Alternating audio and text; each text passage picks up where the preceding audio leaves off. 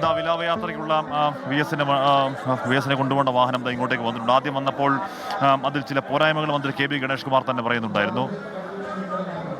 K V Ganesh Kumar ആ വാഹനത്തിലുണ്ട്, ഓരോ നിർദ്ദേശം നൽകുകയാണ്. അതിന് വേണ്ട മാറ്റങ്ങളെന്ന് പറഞ്ഞാൽ ഇവിടെ ഈ സൈഡ് അതിന് കൂളിംഗ് ഉണ്ടായിരുന്നു, ആ കൂളിംഗ് മാറ്റി ആ ഗ്ലാസ് ഒഴിവാക്കി അതൊന്നുകൂടി താഴേക്ക് ആ പേടകം വി എസിനെ കൊണ്ടുവന്ന് പേടകം ഇറക്കി വെച്ചു. അതിന് കാരണം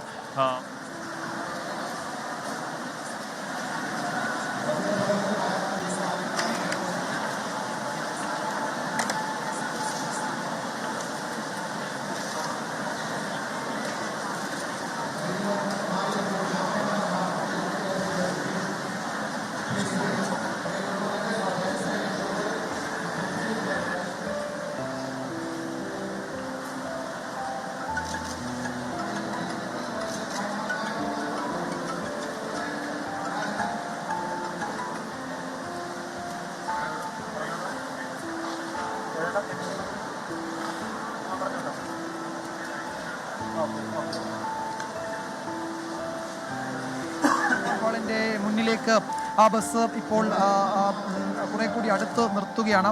അതിലേക്ക് അല്പസമയത്തിനകം വി എസിന്റെ ഭൗതിക ശരീരം അതിലേക്ക് മാറ്റും. വിലാപയാത്ര തുടങ്ങാൻ ഇനി ഏതാനും നിമിഷങ്ങൾ മാത്രമേ ബാക്കിയുള്ളൂ.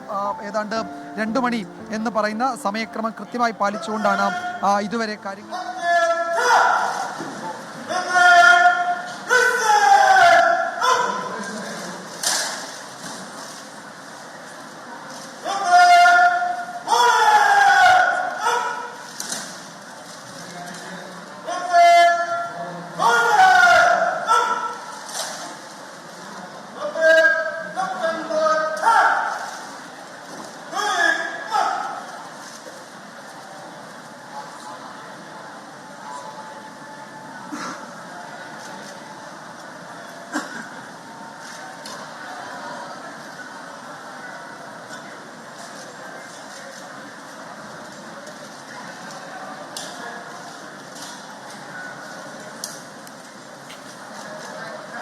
അങ്ങനെ വി എസ് അച്യുതാനന്ദൻ തലസ്ഥാനത്തോട് വിട പറയുകയാണ്. അദ്ദേഹത്തിൻ്റെ മൃതദേഹം വിലാപയാത്രയായി ആലപ്പുഴയിലേക്ക് കൊണ്ടുപോകും. അല്പസമയത്തിനകം തന്നെ അവിടെ നിന്ന് മൃതദേഹം മാറ്റുകയാണ്.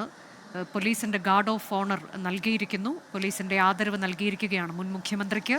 അദ്ദേഹം തലസ്ഥാനത്തോട് വിട ചൊല്ലുകയാണ്. ഇന്നലെ മുതൽ തന്നെ ജനങ്ങൾക്ക് തലസ്ഥാനത്ത് അന്ത്യാഞ്ജലി അർപ്പിക്കാനുള്ള അവസരമുണ്ടായിരുന്നു. രാവിലെ മുതൽ ദർബാർ ഹാളിലായിരുന്നു പൊതുദർശനം. ആ പൊതുദർശനം ഇപ്പോൾ അവസാനിച്ചിരിക്കുന്നു. മൃതദേഹം വിലാപയാത്രയായി കൊണ്ടുപോവുകയാണ് ആലപ്പുഴയിലേക്ക്. വിവിധ പോയിന്റുകളുണ്ട്, വിവിധ കേന്ദ്രങ്ങളുണ്ട്. അവിടെയെല്ലാം വി എസിനെ കാണാനെത്തുന്നവർക്ക് അവസാനമായി അദ്ദേഹത്തെ കണ്ട് അന്ത്യാഭിവാദ്യം അർപ്പിക്കാനുള്ള അവസരമുണ്ടാകും. വാഹനത്തിലാണ് കൊണ്ടുപോകുന്നത്. ആ വാഹനം പതിയെ ഓരോ കേന്ദ്രങ്ങളിൽ നിർത്തും. കൊല്ലത്ത് കൂടിയുള്ള യാത്ര, അതിൽ തിരുവനന്തപുരത്ത് മാത്രം 27 കേന്ദ്രങ്ങളുണ്ട് എന്നതാണ്. ആ 27 കേന്ദ്രങ്ങളിലും വാഹനം നിർത്തും.